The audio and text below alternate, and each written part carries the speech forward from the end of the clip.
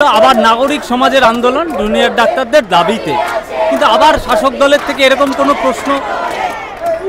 কোনো প্রশ্ন ধেয়ে আসবে না তো, যে কাজ পাচ্ছে না বলে রংচং মেখে আন্দোলনে নেমেছে? আসছে, বারবার আসছে। হ্যাঁ, আমরা তো রং মেখেই অভিনয় করি, কাজে আমাদের গায়ে যদি রং ছুঁড়ে দেওয়া হয়, বাক্যবাণের দ্বারা যদি রং ছুঁড়ে দেওয়া হয়, আমাদের গায়ে লাগে না।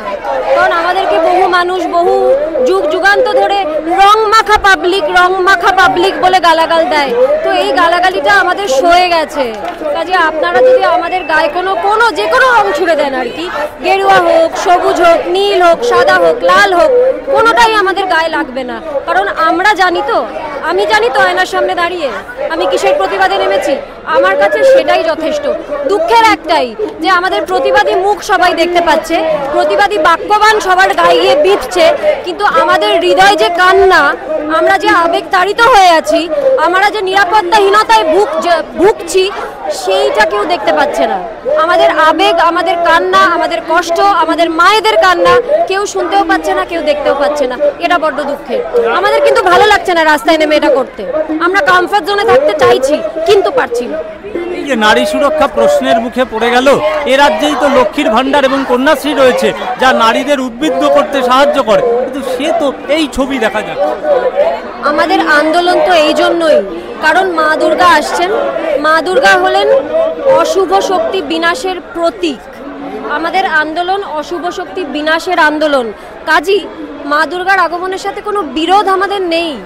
বিরোধ আছে এমনটা প্রমাণ করার চেষ্টাই বৃথা। তার কারণ হচ্ছে মা দুর্গা যার প্রতীক, আমাদের এই আন্দোলনও সেই একই জিনিসের প্রতীক, নারী শক্তি এবং অশুভ শক্তির বিনাশ।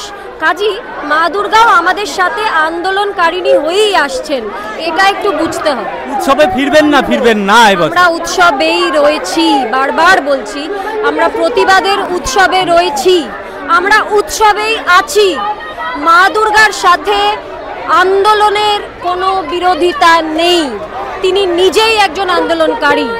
আমার অত্যন্ত প্রিয় শিল্পী সনাতন দিন্দা মহাশয় এবার প্রথমবার তার প্রতিমার হাতে অস্ত্র তুলে দিয়েছেন, এটাই আমাদের উৎসব।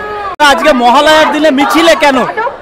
আমি তো উৎসবে ফিরছি, আমি তো উৎসবে ফেরা মানে তো প্রথমে তো আমরা অঞ্জলি দিত, মা দুর্গাকে অঞ্জলি দিত। অঞ্জলিতে আমি বলছি যেন আজকে আরজি করের যে মেয়েটিকে যেভাবে খুন করা হয়েছে, ধর্ষণ করা হয়েছে, সে যেন জাস্টিস পায়।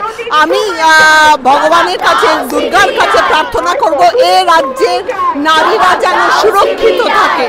আজকে ডাক্তাররা যারা আমাদের প্রাণ বাঁচায়, যারা জুনিয়র ডাক্তার, যারা রেগুলার ফেস করে, তারা যেন তাদের সুরক্ষা যেন নিশ্চিত করা হয়, দুর্নীতি যেন দমন হয়। এটা উৎসব।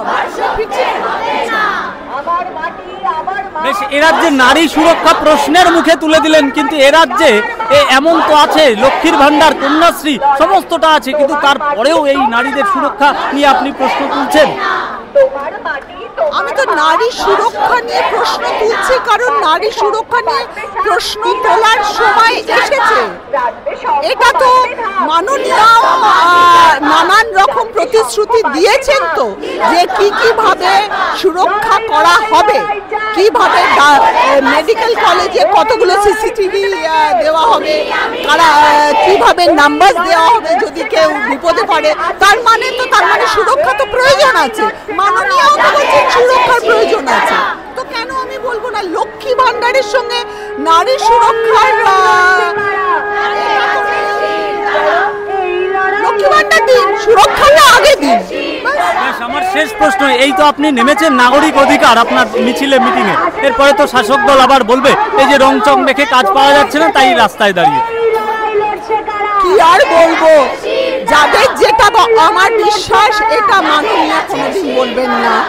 কারণ মাননীয় জানেন যে আমরা এমন ধরনের নাটক করি, এতগুলো 30, 35, 40 বছর ধরে এমনি কোনো রাজনৈতিক দল আমাকে পিঠ চাপড়েছে বলে আমি উঠিনি, রাজনৈতিক দল আমার হাত ছেড়ে দিয়েছে বলে আমাকে লোকজন নিচ্ছে না, রাজনৈতিক দলের কোনো আশ্বাস দিয়েছে বলে আমাকে কেউ কাস্ট করেনি। এতদিন যখন পেরেছি, পরেও পারবো। টলিউডে ফেক কালচার আছে? আছে। কিভাবে ফেস করেছেন কখন? এই থ্রেড কালচার আমি ফেস করিনি, কারণ থ্রেড কালচার আমার সামনে হয়তো আমি অনেক প্রিভিলেজ, তার কারণ আমি বলেছি আমি করবো না কাজ, কিন্তু যাদের না বলার ক্ষমতা নেই তাদের সেই থ্রেড কালচার আছে। আর আমার পেছনে থ্রেড কালচার হচ্ছে কিনা তা তো আমি জানি না। অলরেডি আমাকে থ্রেড দেওয়া হয়েছে যে কোনো রকম ইনঅগুরেশন, কোনো রকম প্রোগ্রাম এইসব অভিনেত্রীদের নিয়ে করবে না, তার মধ্যে আমার নামও আছে। তো সেটা তো একজন রুলিং পার্টিরই বিধায়কের পোস্টে দেখা গেছে।